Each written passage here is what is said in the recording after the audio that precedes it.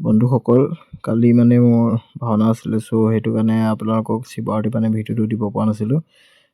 বাকী আজি শিৱ আৰতি ভিডিঅ'টো ইয়াৰ পিছতে দিম। আৰু মোৰ মানে মেকআপটো এবাৰ কেনেকুৱা লাগিছে আপোনালোকে জনাব একদম। মোৰ কিন্তু ভাল লাগিছে, আপোনালোকে কেনেকুৱা লাগিছে? আজি এটা নতুন শ্বৰ্ট ভিডিঅ' লৈ আজি মানে গম পাইছে আৰু শিৱ আৰতিৰ কাৰণে আমাৰ ভাইটিয়ে পানী তুলিবলৈ আহিলে নদীত। তাৰপৰা নদীত আমি পানী তোলাৰ পিছতে আমি গৈ মানে লিংগত পানী ঢালিম। বাকী চাই থাকক লাহেকৈ ভিডিঅ'টো। তাৰপৰা আহি পাই ভাইটিয়ে লিংগত পানী ঢালিলে, কলচীত পানী ঢালিছে লগতে। তাৰপিছতে আমি ধূপ ধূনা জ্বলাই মেলি প্ৰভুক অলপ স্মৰণ কৰিম আৰু তাৰপিছত আমাৰ ৰাতিৰ কাৰ্যসূচীটো আপোনালোকক দেখাম।